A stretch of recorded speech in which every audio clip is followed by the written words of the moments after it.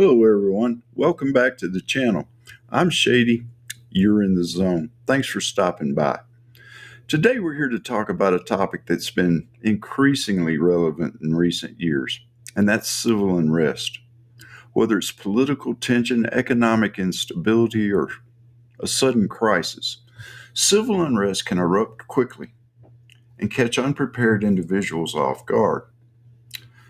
But the truth is, if you know the signs and take steps in advance, you won't be one of those who are unprepared. You'll be ready, not just to survive, but to stay one step ahead of the chaos. Let's begin by understanding what civil unrest is. Civil unrest refers to situations where groups of people come together in protest or anger, and that often leads to riots, vandalism, looting, or clashes with law enforcement. Now, not all protests turn violent, but the ones that do can disrupt supply chains, cut off utilities, or transform safe neighborhoods into war zones overnight. We've seen it around the world. And if 2020, with all the BLM and Antifa protest, taught us anything, it's that the veneer of societal, a big word for me, societal order can be very thin. So, what causes civil unrest? It doesn't usually happen out of nowhere. It brews, it festers. It doesn't happen overnight. Some of the key factors that might lead to civil unrest is economic stress, high unemployment, inflation, or sudden loss of jobs often sparks frustration and anger in people.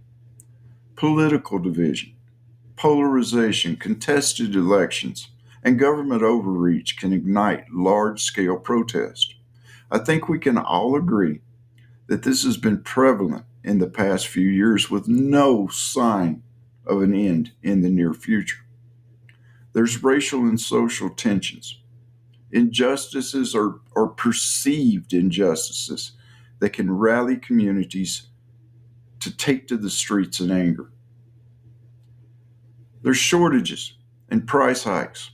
Food, fuel, or utility shortages can often create panic and desperate behavior in people. There are also trigger events. A single incident like a police shooting or a viral video can catalyze days or even weeks of chaos. They say that the Benghazi thing, there was one of the stories about Benghazi was a viral video set that off. Now, here's where it gets very important. How do you recognize the signs before it's too late? Look for signals. Look for these signals. Sudden surges in social media anger.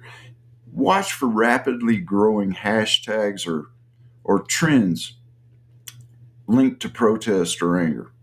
Heavy media coverage of controversial incidents. When one event dominates in news cycles, emotions spike. Mass layoffs or economic downturns. Desperate people will act differently than they do in day to day life. Increased police or military presence. Authorities usually act on intelligence before the public even knows what's coming or what's going on. Community tension.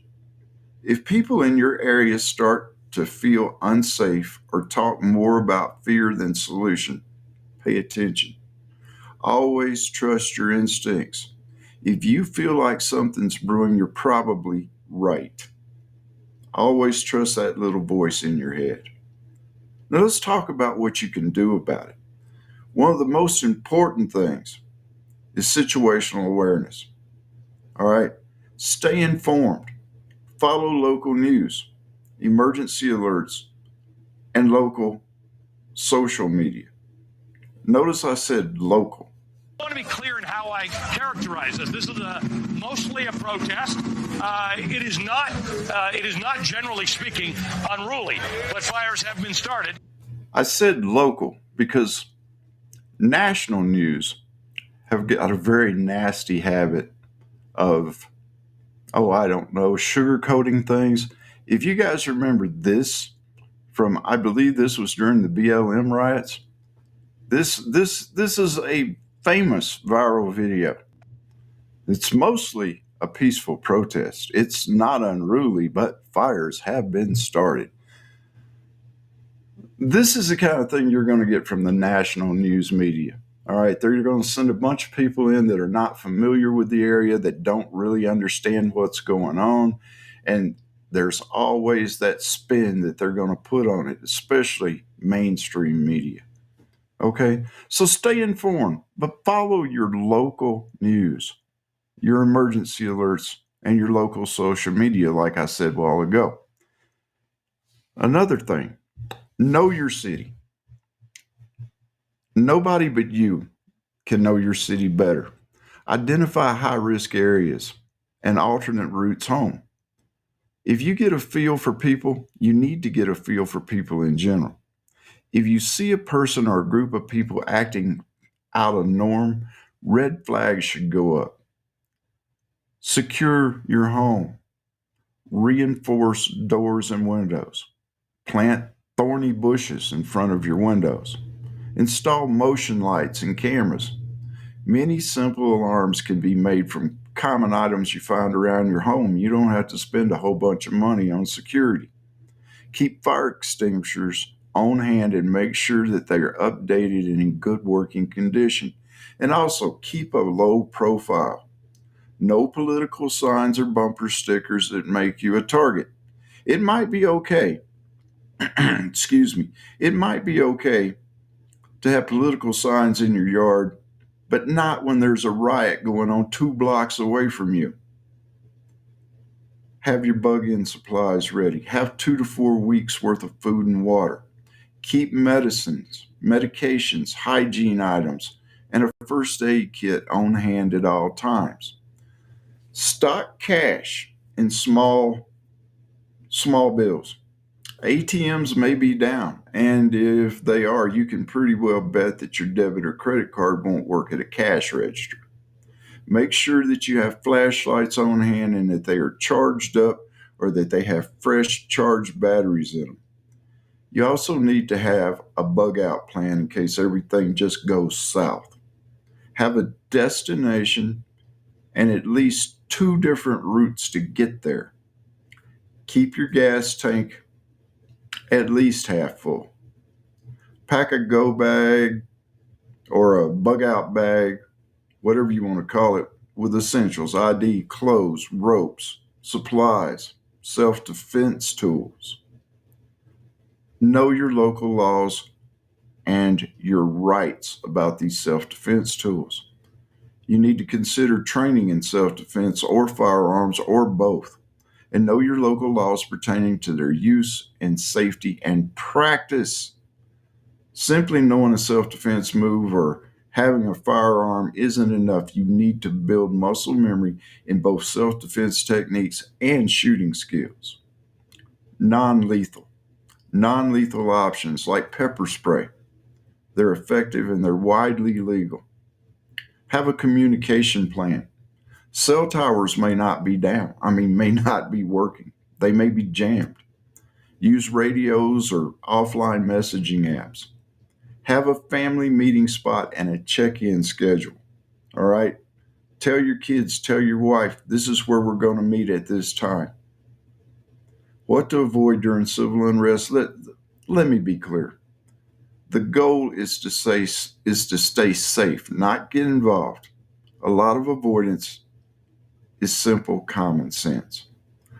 Avoid getting into arguments, especially online. Wearing tactical gear, it's unnecessary.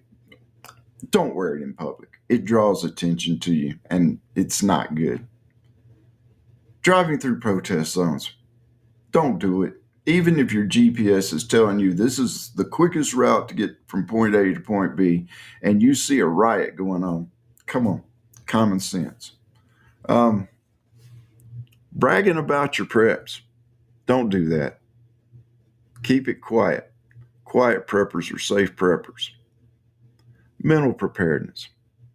Preparedness isn't just gear, it's mindset. Stay calm under pressure. Be decisive. If you feel it's time to leave, leave.